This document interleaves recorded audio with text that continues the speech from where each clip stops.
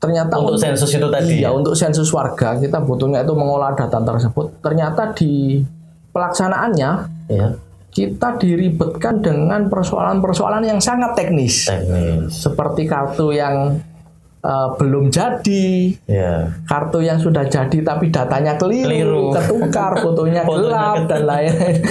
Ada yang ketukar fotonya gitu kan. Laki-laki jadi perempuan. Iya, itu kan soal layout cetak ya Pak ya. Iya. Jadi tempel keliru akhirnya. Iya. Akhirnya ya ada yang fotonya hilang juga. Loh. Iya. Fotonya hilang. Komplainnya kan jenengan di Lapsdam ya. Akhirnya kita yang di PCNU, di pengurus PCNU yang menangani Kartanu ini yang kemudian dikomplain banyak warga. Jadi yang awalnya adalah program pendataan kemudian program perbaikan Kartanu itu.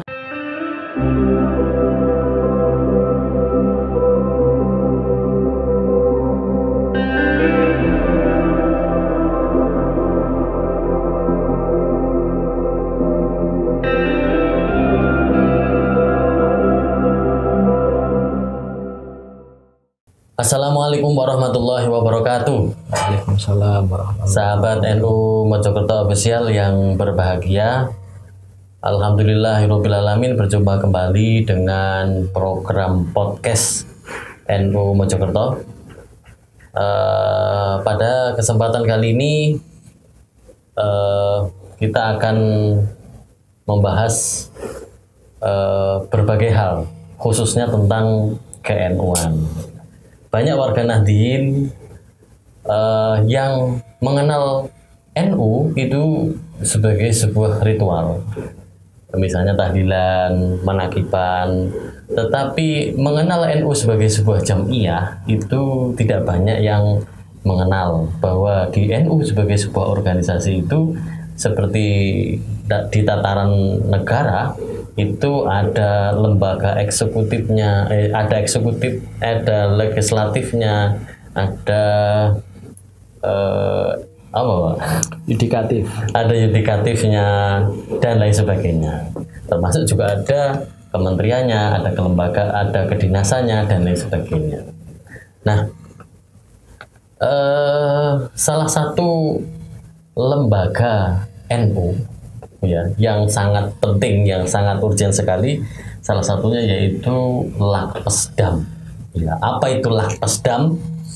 Kita akan mengungkap dan kita akan mengenal apa itu Lapsdam. Lapsdam ini adalah salah satu lembaga di PCNU. Kita menghadirkan Ketua PC Lapsdam. Assalamualaikum. Waalaikumsalam warahmatullahi wabarakatuh. Beliau adalah namanya Mi'rajul Huda. Ya, Mi'rajul Huda, kelahiran Mojokerto 11 Februari 1991, masih muda. Kalau sekarang tinggalnya di Desa Pulurjo, Kecamatan Dawar, Blandong. Nah, selain sebagai Ketua PCNU, beliau ini termasuk salah satu dari tim monitoring dan evaluasi otonomi daerah Jawa Pos tahun 2014 sampai 2018. Kemudian tahun 2015 sampai sekarang sebagai peneliti AV Media Research. Tahun 2021 sampai 2022 sekarang ini beliau juga termasuk tercatat sebagai dosen ilmu politik Universitas Negeri Surabaya. Oh, keren ya, Pak dosen ilmu politik. Nah, selama ini kan kita mengenal orang NU kalau sudah terjun di PKB seakan pakar, tapi ilmu politiknya bagaimana? Nah, ini kan perlu digali. Nah, baik ya, saya ingin kita Mas Huda ini, saya manggilnya Mas Huda, itu barangkali mengenalkan kepada jamaah tentang apa itu Lapsdam, itu apa? Monggo. Nanti kalau kepanjangan mohon dipotong Pak Is ya. Assalamualaikum warahmatullahi wabarakatuh. Waalaikumsalam warahmatullahi wabarakatuh.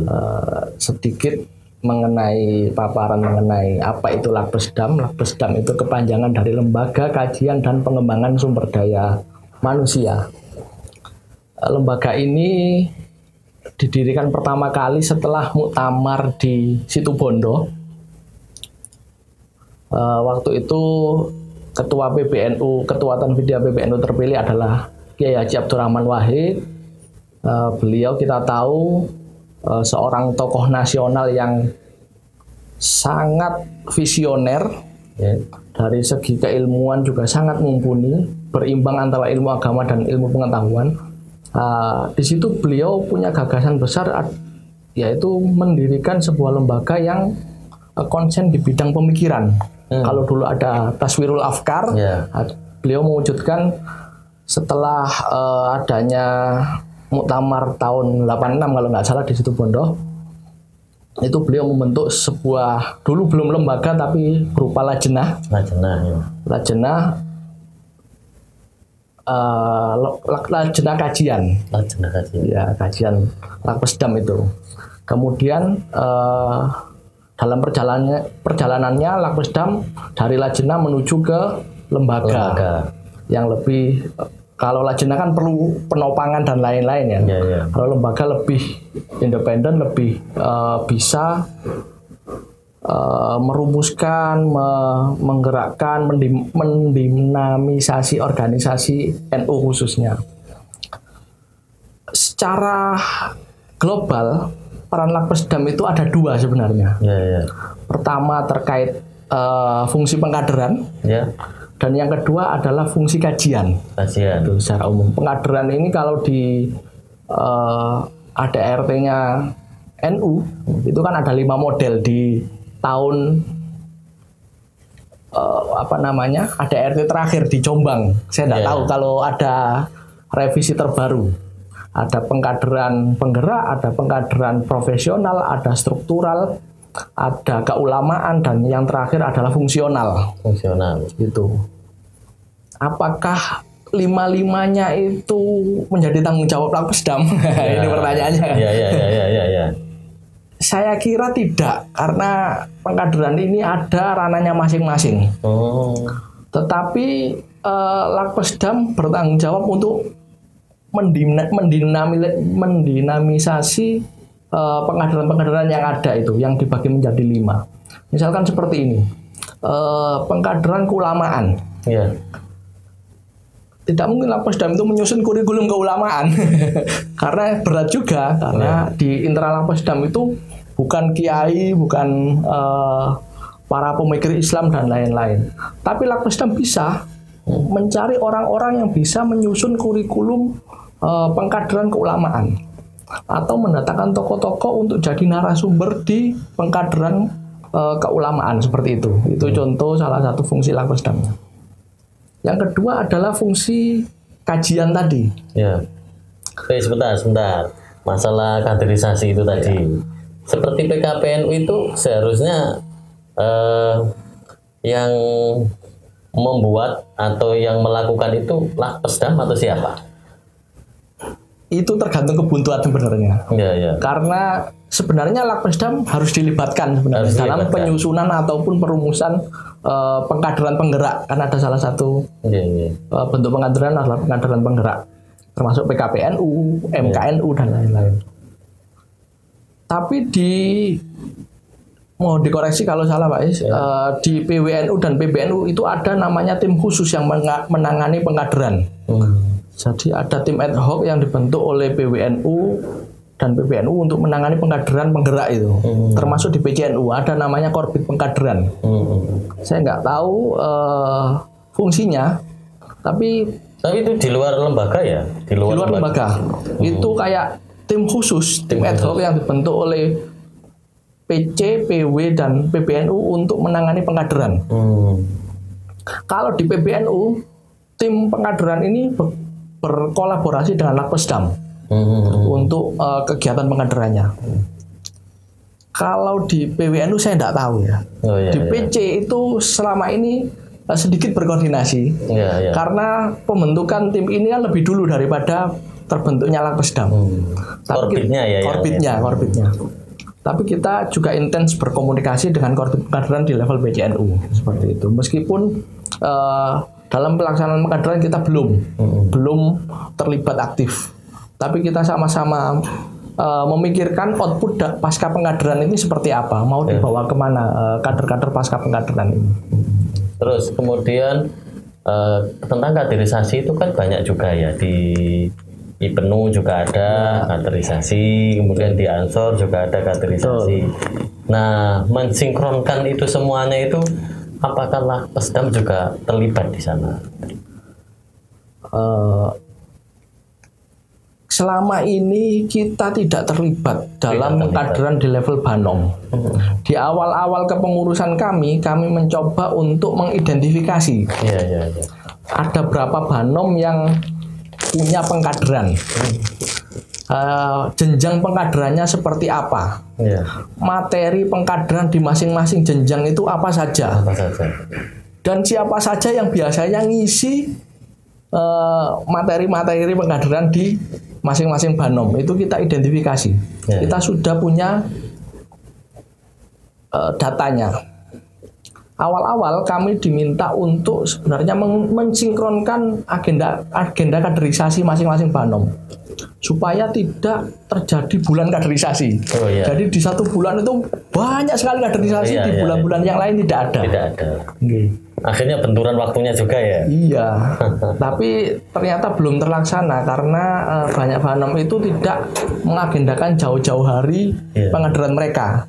Baru 1 bulan 2 bulan dirumuskan, kemudian ada pengkaderan. Kalau pendapatnya jenengan tentang kaderisasi yang ada di NU sendiri ya, kalau kita bandingkan dengan di Ormas Minhum, kok mereka itu begitu militan gitu kan? Nah, kaderisasi di NU sendiri itu bagaimana? Apa bisa ya bentuk kader yang militan terhadap NU sampai menyerahkan jiwa raganya gitu kan ya? Nah itu kalau jenengan lihat sekilas itu bagaimana? Ini berat ini pertanyaannya Pak Isno ini. Ini pertanyaan kita semua Pak. Pertanyaan kita semua, betul. Karena kita di NU itu kan banyak sekali jenis kaderisasinya. Bahkan 1 bulan itu bisa sampai 3 kali kelas Banom ataupun kelas PCNU melakukan kaderisasi. Tapi pasca kaderisasi ini mau ngapain itu kan kita masih bingung Pak. Jangan-jangan kader penggerak tapi nggak bergerak-gerak. Iya, itu masih bingung, masih tidak terkoordinir dengan baik. Antara satu momen kaderisasi dengan kaderisasi yang lain itu gerakannya tidak ada keberlanjutan dan lain-lain. Ini PR kita bersama. Itu PR kita bersama. Pasca PKPNU seharusnya mereka itu digerakkan kemana? Ada wadahnya tidak kan? Betul. Itu masih PR kami juga Pak untuk memberikan solusi bagaimana kaderisasi ini diarahkan, bagaimana solusi atas banyaknya kader yang sudah dikader tapi tidak tahu diarahkan kemana. Terus yang kedua fungsi dari Lakpesdam. Yang kedua adalah fungsi kajian. Ada yang bilang kajian strategis, ada yang bilang hanya kajian. Tapi yang jelas Lakpesdam sebenarnya bergerak di ruang sunyi sebenarnya. Di balik layar kepengurusan, idealnya gitu bahasanya. Jadi gerakannya itu tidak terlihat. Kita mengkaji secara detail, secara menyeluruh, kemudian kita laporkan. Tidak harus semuanya ini dipublikasi. Kita laporkan kepada pengurus PCNU, kalau di PC ya levelnya PCNU, atau orang-orang yang dianggap bisa membaca hasil kajian ini, kemudian kita rumuskan bareng-bareng ini mau ngapain setelah kita kaji dengan kondisi yang seperti ini. Ibaratnya Lakpesdam itu dapurnya sebenarnya untuk menggodok berbagai hal, berbagai strategi, berbagai arus informasi, kemudian disajikan dalam bentuk matang ke pengurus harian PCNU. Selama ini sudah dilakukan apa? Kalau untuk kajiannya kita sudah lakukan berkali-kali. Di awal kita mengkaji terkait kebutuhan organisasi PCNU. PCNU itu kebutuhannya apa, keinginan masyarakat terhadap organisasi ini apa, tokoh-tokoh berpengaruh di PCNU itu siapa saja, itu kita punya kajiannya. Termasuk yang terakhir itu kita mengkaji terkait pandemi COVID kemarin. Jadi efek pandemi terhadap masyarakat Mojokerto itu seperti apa, dan di mana PCNU bisa bergerak di era pandemi seperti itu. Itu kajiannya sudah kita sampaikan di PCNU dan beberapa stakeholder di level kabupaten. Gitu. Seharusnya memang sangat ideal ya, apa ketika PCNU mau membuat sebuah kebijakan, itu ada survei dulu ya, ada kajian yang mendalam strategis bagaimana kemudian PCNU membuat sebuah kebijakan. Nah, kira-kira selama ini misalnya kajian yang diberikan oleh Lakpesdam kepada PCNU itu sudah dilakukan apa belum ya? Kalau dilakukan sudah, tapi apakah melakukan kajian ini secara menyeluruh itu mungkin belum. Jadi kita masih belajar bareng supaya arah gerak kita, arah gerak organisasi itu tidak harus berbasis data lah, berbasis kajian, tidak istilahnya by insting dan lain-lain. Harus dengan kajian. Tidak harus Lakpesdam ini yang ngaji. Kalau ada lembaga lain yang misalkan lembaga perekonomian punya kajian terkait pemberdayaan ekonomi masyarakat, monggo itu dijadikan dasar oleh PCNU dan jajaran di bawahnya untuk pijakan bergerak sebuah program. Ya, menarik sekali ya. Nah, ini terkait dengan program-program yang ada di PCNU, ada yang saya tangkap itu di waktu Musker itu ada pangkalan data ini. Pangkalan data jelasnya membutuhkan sebuah kerja ekstra. Ya, selain juga perangkat-perangkat yang mumpuni yang mumpuni, dan kemudian ketika menjangkau seluruh kabupaten, warga nanti ini begitu banyaknya, mungkin tidak tahu berapa persen ya, 90% ke atas lah. Dan itu jelas membutuhkan kerja ekstra. Lakpesdam sendiri berapa orang sih?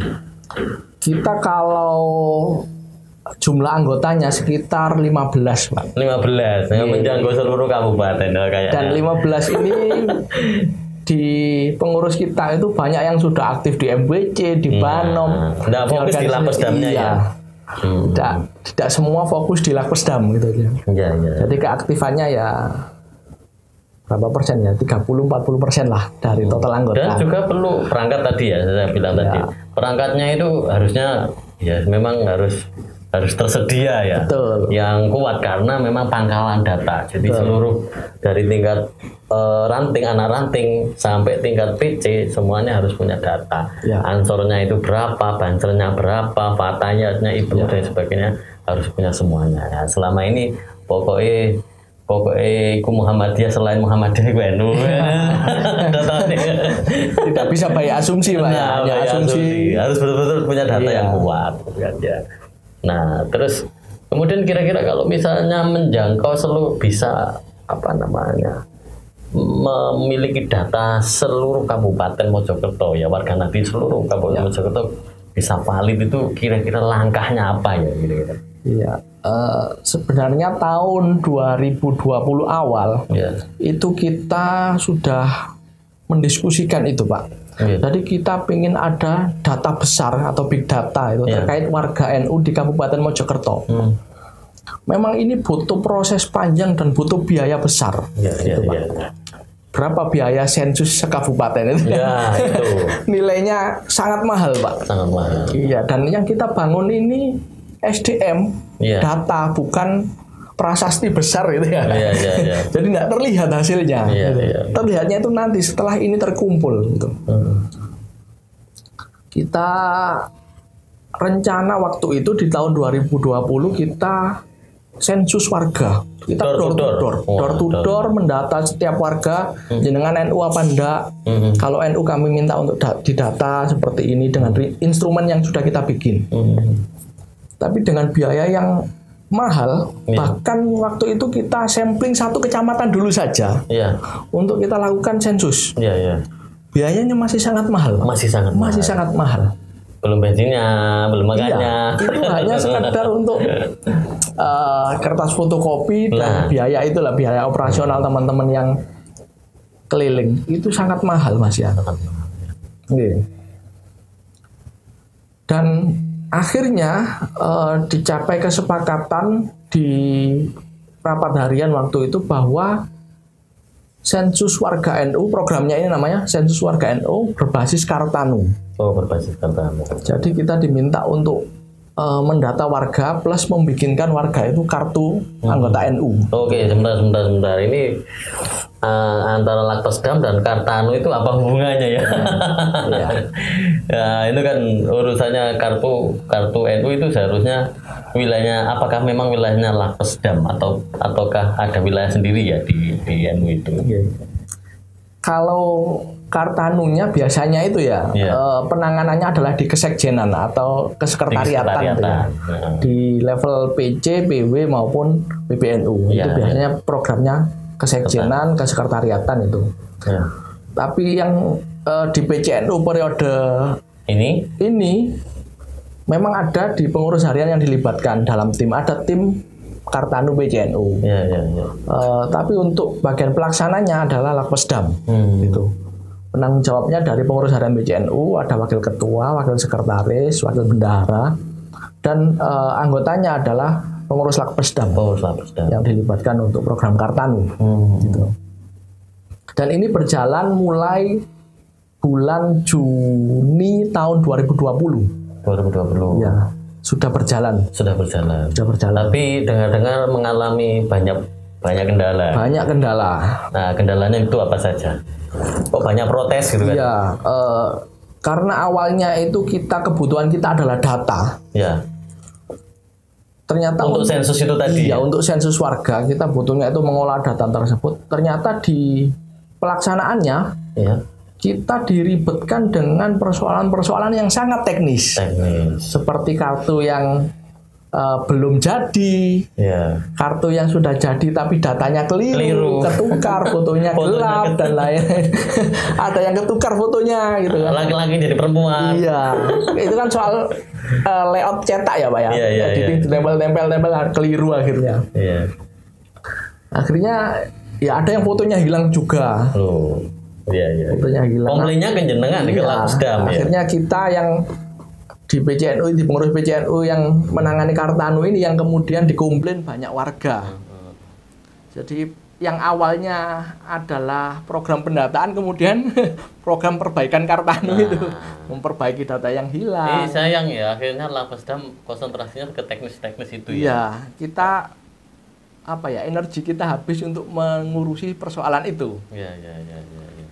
Tapi enggak masalah Pak, itu tantangan bagi kami.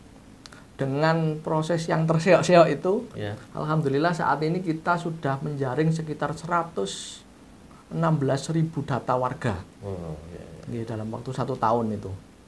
Penyelesaiannya permasalahan itu apa? Penyelesaian sekarang itu hanya tinggal sekitar 2.000 dari 116.000 data itu, hanya sekitar 2.000. Ini yang datanya salah, fotonya hilang, alamatnya tidak lengkap itu. Dan ini kita coba untuk melokalisir, hanya ada beberapa ranting sebenarnya. Tapi kan kalau ada 5 ranting saja yang komplain itu kan nyebarnya se-kabupaten Pak, informasinya.